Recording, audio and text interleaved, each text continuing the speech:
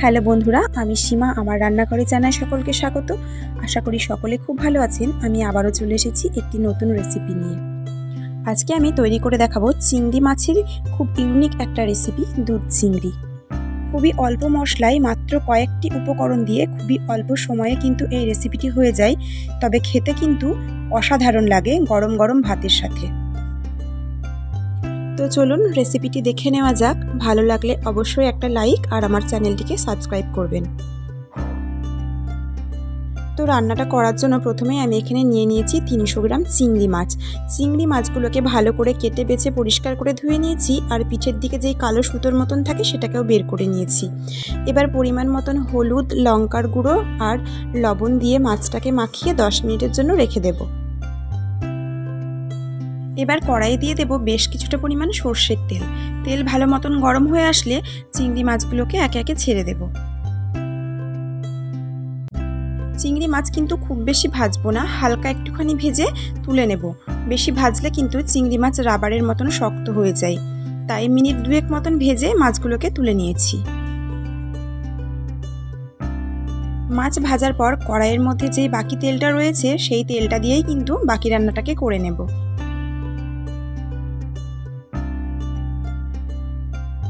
এবার ওই তেলের মধ্যে আমি দিয়ে দেব একটা তেজপাতা, একটা গোটা শুকনো লঙ্কা, গরম মশলা আর দিয়ে দেব হাফ চামচ মতন গোটা জিরে। গরম মশলাগুলোকে কিন্তু আমি একটুখানি থেতো করে নিয়েছিলাম। ফোড়নগুলোকে 15 থেকে 20 সেকেন্ডের মতন একটু ভেজে নেব। যখনই একটা সুন্দর মিষ্টি গন্ধ বেরিয়ে আসবে তখনই এর মধ্যে দিয়ে দেব একটা বড় সাইজের কুচনো পেঁয়াজ।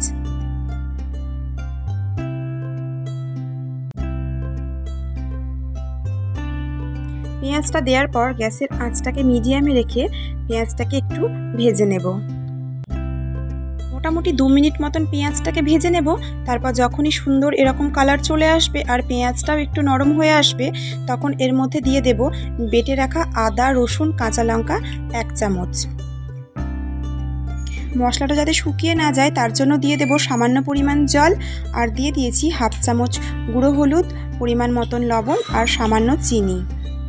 কালারের জন্য সামান্য কাশ্মীরি লঙ্কার গুঁড়ো। কাশ্মীরি লঙ্কা গুঁড়োটা দেওয়া হয়েছে এখানে সুন্দর একটা কালার আসার জন্য, আর তাছাড়া ঝালের জন্য এখানে কাঁচা লঙ্কা ব্যবহার করা হয়েছে। এবার ভালো করে মশলাটাকে কষিয়ে নেব। যখনই তেল ছেড়ে আসবে তখন ভেজে রাখা চিংড়ি মাছগুলোকে দিয়ে দেব। তারপর আবারও বেশ কিছুক্ষণের জন্য ভালো করে কষিয়ে নেব। ভালো করে কষানো হয়ে গেছে, মশলা থেকে তেলও ছেড়ে এসেছে। এবার আমি এখানে দিয়ে দেব 1.5 বাটি দুধ, আর এই দুধটাকে কিন্তু আমি আগে থেকেই জাল দিয়ে রেখেছিলাম। ভালো করে নেড়ে চেড়ে নিয়ে এর মধ্যে দিয়ে দিয়েছি আমি 4টে চেরা কাঁচা লঙ্কা। কাঁচা লঙ্কা দেওয়ার জন্য খুব সুন্দর একটা স্মেল আসবে আর হালকা ঝালও হবে। এবার সব কিছুকে ভালো করে মিশিয়ে নিয়ে ঢাকা দিয়ে মিডিয়াম আঁচে 10 মিনিটের জন্য আমি রেখে দেব। 10 মিনিট হয়ে গেছে, ঢাকা খুলে নিয়েছি। এবার আমি এখানে দিয়ে দিয়েছি হাফ চামচ গুঁড়ো গরম মশলা আর 1 চামচ মতন ঘি।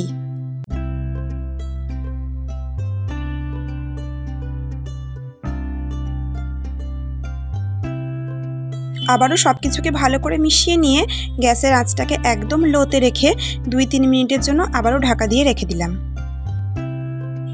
ঢাকা খুলে নিয়েছি, রান্নাটা প্রায় হয়ে গেছে। এবার ভালো করে একটু নেড়ে চেড়ে নিয়ে গ্যাস অফ করে নামিয়ে নেব।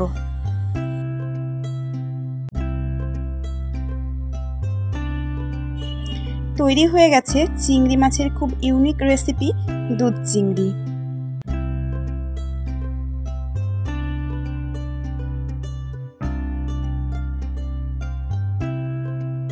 একদম দেরি না করে বাড়িতে ঝটপট বানিয়ে ফেলুন চিংড়ি মাছের এই ইউনিক রেসিপি। পরিবেশনের জন্য একদম তৈরি হয়ে গেছে। এই রেসিপিটি যদি আপনাদের ভালো লেগে থাকে অবশ্যই একটা লাইক আর আমার চ্যানেলটিকে সাবস্ক্রাইব করতে একদম ভুলবেন না।